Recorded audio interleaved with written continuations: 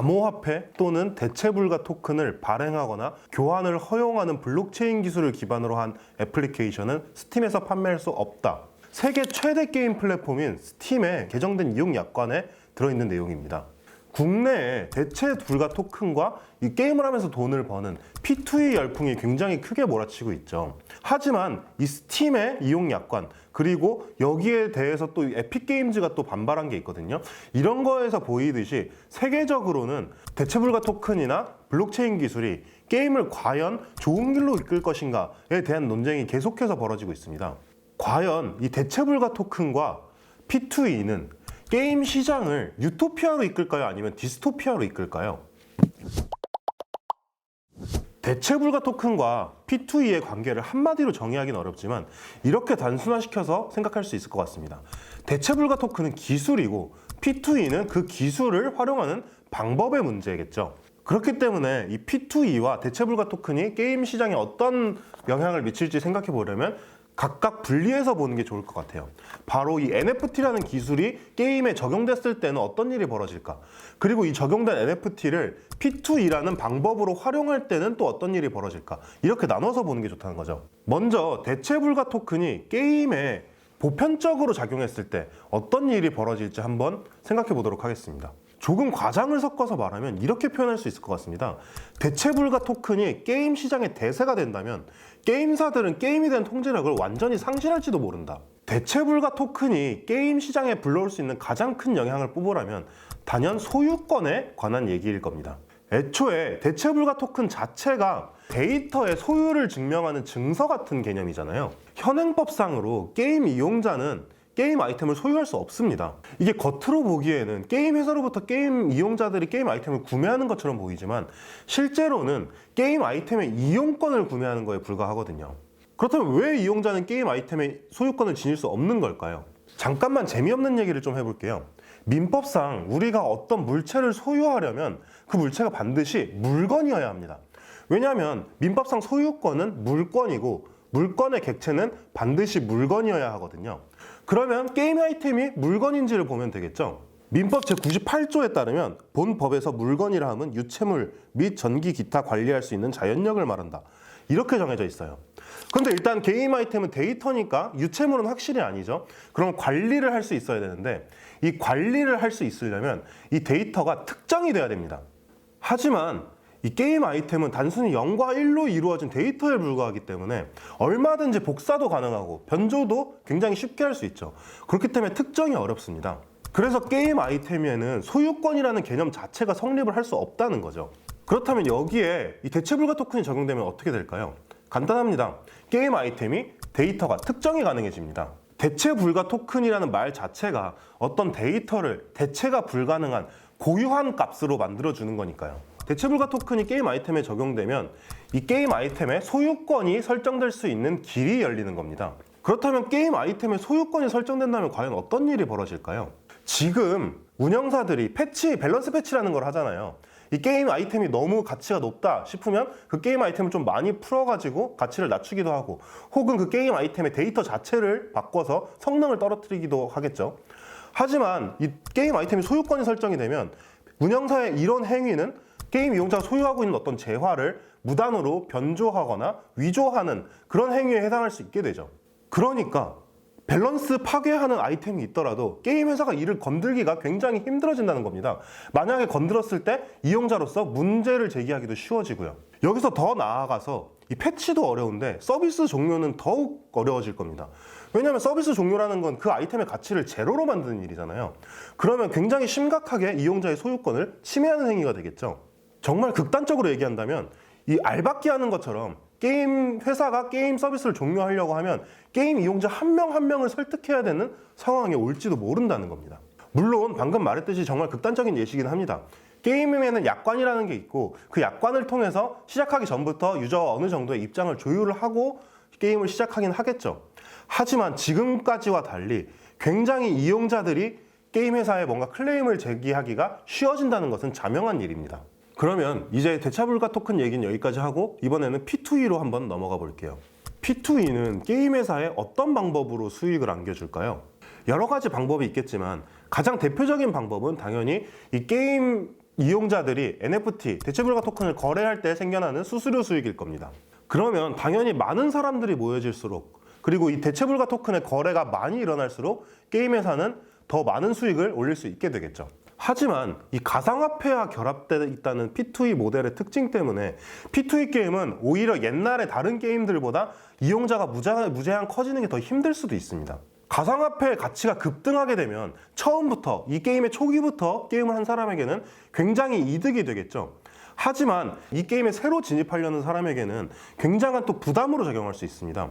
왜냐하면 게임을 처음 시작할 때 드는 이 자본이 필요해질 수가 있거든요. 가장 대표적인 예시로 세계에서 가장 성공한 P2E 게임 엑시 인피니티를 들 수가 있겠습니다. 이 엑시 인피니티가 맨 처음 게임을 시작하기 위해서 필요한 엑시를 마련하는데 대충 우리나라 돈으로 한 1, 2천 원이면 충분했다고 해요.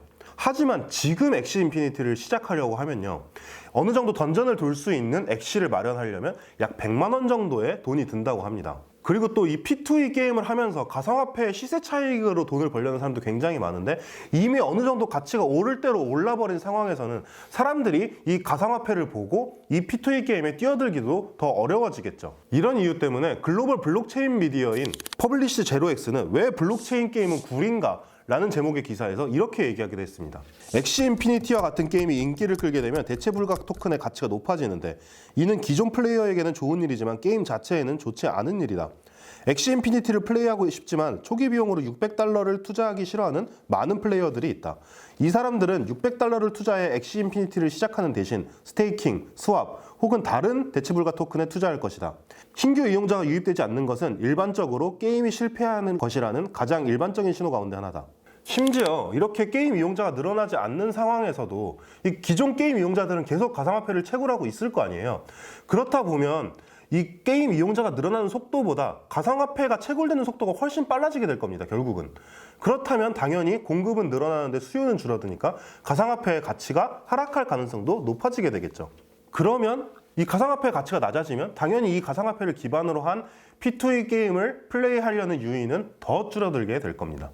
물론 이런 상황을 방지하기 위해 변동성이 큰 가상화폐 말고 변동성이 굉장히 작은 달러 같은 데 연동되는 스테이블 코인을 적용하려는 시도도 있습니다. 하지만 이 스테이블 코인을 적용한다는 건 또 이 P2E 게임의 가장 본질적인 재미를 잃어버리는 일이기도 하거든요. 이 변동성이 큰 가상화폐 때문에 또 이 P2E를 하는 이유이기도 하잖아요. 만약에 스테이블 코인이 P2E 게임에 적용된다면 지금 리니지나 그런 게임들과 사실 크게 다를 게 없게 됩니다. 그러다 보면 결국 게임에는 노가다만이 남게 되겠죠. 물론 위에서 얘기한 상황들을 한 번에 해결할 수 있는 방법이 딱 하나 있습니다. 게임이 재밌으면 됩니다. 게임이 재밌으면 사람들은 이 P2E 게임으로 돈을 벌 수 있든 없든 재밌어서 이 게임을 하게 될 거니까요. 결국 게임의 본질은 돈을 버는 것이 아니라 재미라는 겁니다. 이와 관련해서 지금 좀 본질적인 얘기를 한번 해볼게요. 과연 P2E의 범람 속에서 게임이 문화 콘텐츠로서의 정체성을 지켜나갈 수 있을까요? 이는 현재 이미 수많은 게임 종사자들이 걱정하고 있는 문제이기도 합니다. 게임업계 종사자들은 대부분 게임이 좋아서 업계에 들어온 사람들이거든요. 당연히 이 문제에 민감할 수밖에 없겠죠. 한 게임업계 관계자 저한테 이런 얘기를 하더라고요. 최근 해외 P2E 게임은 마치 다단계 사업처럼 텔레그램, 스팸 메시지 등을 통해 피라미드 형태로 사람을 모집한다. 이걸 더 이상 게임이라고 부를 수 있을지 의문이다. P2E는 대체불가 토큰을 이용해서 좀 더 쉽게 게임 내 재화를 사고 팔 수 있게 만들어주죠. 그래서 일부 이용자들은 P2E를 두고 쌀먹 합법화라는 비판을 하기도 합니다. 쌀먹이 무슨 뜻이냐면 게임에서 쌀 사먹는다라는 뜻의 은어거든요. 게임을 게임으로 접근 안 하고 돈벌이 수단으로 접근하려는 유저들을 비하하는 이야기입니다. 물론 즐기면서 돈도 벌 수 있다면 그보다 좋은 게 없겠죠. 문제는 수익원으로서의 속성이 이 즐기는 엔터테인먼트로서의 속성을 압도할 때 일어나게 됩니다. 즐기기 위해서 게임을 하는 사람들보다 돈을 벌기 위해서 게임을 하는 사람들이 많아지면 점점 더 즐기면서 게임을 하는 사람들은 그 게임을 떠나게 됩니다. 그러면 게임 회사로서는 당연히 이 돈을 벌기 위해 게임하는 사람들에게 운영에 초점을 맞출 수밖에 없겠죠. 그러면 즐기는 사람들은 더 없어질 겁니다. 결국 게임에는 즐기기 위해서 게임을 하는 사람 한 명도 남지 않고 돈을 벌기 위해서 게임을 하는 사람들만 남아있게 될 거예요. 더 이상 게임은 책이나 영화, 같은 문화 콘텐츠라고 주장할 수 없게 되는 거죠. 절대 극단적인 예시가 아닙니다. 이미 게임업계에서 한 차례 지금 발생하고 있는 일이기도 하거든요. 게임업계 사람들이 장난스럽게 하는 얘기가 있습니다. 사실 P2E의 원조는 우리나라 리니지다. 리니지는 서비스 초창기부터 아이템을 거래해서 아이템을 현금화할 수 있었습니다. 그러다 보니 리니지에는 돈 버는 게임 이런 인식이 굉장히 강했죠. 그리고 리니지의 이런 속성은 사실 수많은 MMORPG, 국산 MMORPG들로 퍼져나갔습니다. 그렇게 생겨난 게 소위 작업장이죠. 작업장은 수십, 수백 대의 컴퓨터를 통해서 오토 사냥을, 자동 사냥을 계속 돌리면서 굉장히 쉽게 게임 내 재화를 획득하고 그걸 통해서 돈을 버는 세력들을 말합니다. 그리고 게임하시는 분들은 다들 그렇게 생각하시겠지만 이 작업장은 게임 내 경제를 망치는 주범으로 인식돼서 게임 이용자들이 굉장히 싫어하는 존재죠. 만약에 P2E 게임이 대세가 되면 이 작업장이야말로 오히려 일반 게이머들보다 더 대세가 될지도 모른다는 거죠. 물론 아까 얘기했던 것처럼 이 액션 인피니티를 비롯한 대부분의 P2E 게임 운영사들은 오토, 작업장을 잡기 위해서 굉장히 많은 노력을 하고 있습니다. 하지만 이 작업장은 MMORPG의 태동기부터 있었던 건데 아직도 게임사들이 제대로 못 잡았거든요. 이걸 진짜 잡을 수 있다는 것 자체가 어떻게 보면 어불성설이라고 할 수도 있겠죠. 대체 불가능 토큰과 P2E 그리고 가상화폐 이와 관련해서 게임 업계에서는 굉장히 많은 이야기들이 나오고 있습니다.